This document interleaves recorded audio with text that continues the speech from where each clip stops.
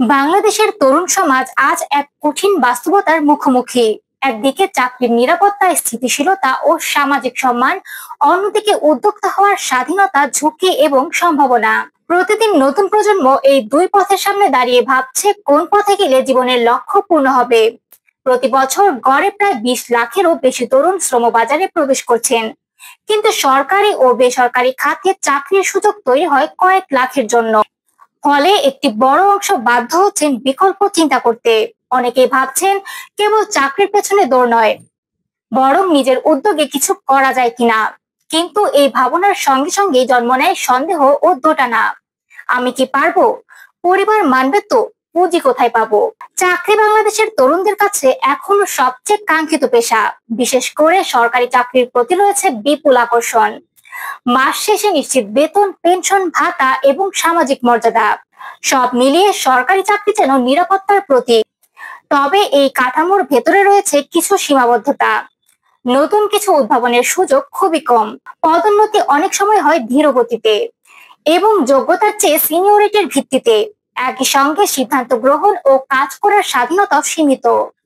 অন্যদিকে উদ্যোক্তা হওয়ার মানে হলো নিজেই নিজের পথ তৈরি করা। এর মধ্যে যেমন অনিশ্চয়তা আছে, তেমনই রয়েছে স্বাধীনতা ও সৃষ্টিশীলতার সুযোগ।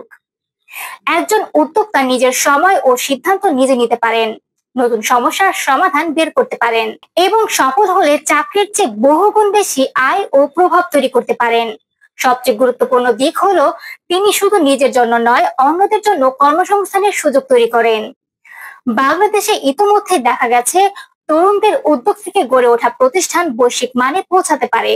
বিকাশ, পাঠাও, 10 মিনিট স্কুল, শপ আপ কিংবা চাল ডাল, সবগুলোই তরুণদের আইডিয়া থেকে শুরু হয়ে আজ প্রতিষ্ঠিত কোম্পানিতে পরিণত হয়েছে। তাহলে প্রশ্ন আসে, এত সম্ভাবনা থাকা সত্ত্বেও তরুণরা দ্বিধায় পড়ে কেন? প্রথমত, সামাজিক চাপ। পরিবার ও সমাজ এখনো অনেক সময় বলে চাকরি করছো না কেন। দ্বিতীয়ত, অর্থনৈতিক সীমাবদ্ধতা। উদ্যোক্তা হওয়ার জন্য প্রাথমিক পুঁজি দরকার, যা সবার নাগালে থাকে না। তৃতীয়ত, ব্যর্থতার ভয়। বাংলাদেশে ব্যর্থতাকে এখনো শেখার ধাপ হিসেবে না দেখে সামাজিক লজ্জা হিসেবে দেখা হয়। চতুর্থত, দিক নির্দেশনার অভাব। তরুণদের হাতে আইডিয়া থাকলেও নির্ভরযোগ্য পরামর্শদাতা বা মেন্টর অনেক সময় পাওয়া যায় না। আসলে চাকরি ও উদ্যোক্তাকে প্রতিদ্বন্দ্বী হিসেবে দেখা যায় না। আসলে চাকরি ও উদ্যোক্তাকে প্রতিদ্বন্দ্বী হিসেবে দেখা সঠিক নয়। এই দুটি পথ পরস্পরের বিকল্প হতে পারে। চাকরির অভিজ্ঞতা থেকে শিখে পরবর্তীতে উদ্যোক্তা হওয়া যায়, আবার উদ্যোক্তা হয়ে ব্যর্থ হলে চাকরিতে ফেরাও সম্ভব।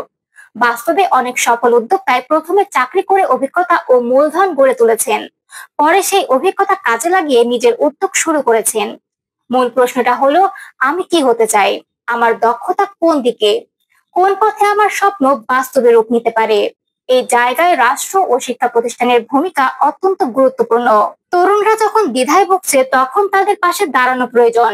এজন্য কিছু নীতিগত পদক্ষেপ নেওয়া জরুরি, যেমন উদ্যোক্তাদের জন্য সহজ শর্তে ক্ষুদ্র ঋণ ও কর সুবিধা দেওয়া, উদ্যোক্তা প্রশিক্ষণ ও মেন্টরিং প্ল্যাটফর্ম গড়ে তোলা, ব্যর্থতাকে শিক্ষার অংশ হিসেবে তুলে ধরা।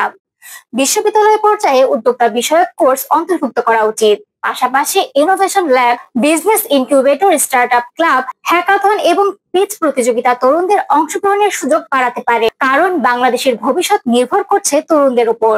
যারা চাকরি করতে চান তাদের জন্য দক্ষতা ও যোগ্যতার ভিত্তিতে সম্মানজনক কর্মসংস্থান থাকা জরুরি। আবার যারা উদ্যোক্তা হতে চান তাদের ঠেকানোর নয়, বরং সর্বোচ্চ সহযোগিতা দেওয়ার সময় এসেছে। আমাদের আজকের আলোচনা এ পর্যন্তই। ভিডিওটি ভালো লেগে থাকলে অবশ্যই লাইক, শেয়ার এবং সাবস্ক্রাইব করে আমাদের সাথেই থাকবেন। ধন্যবাদ।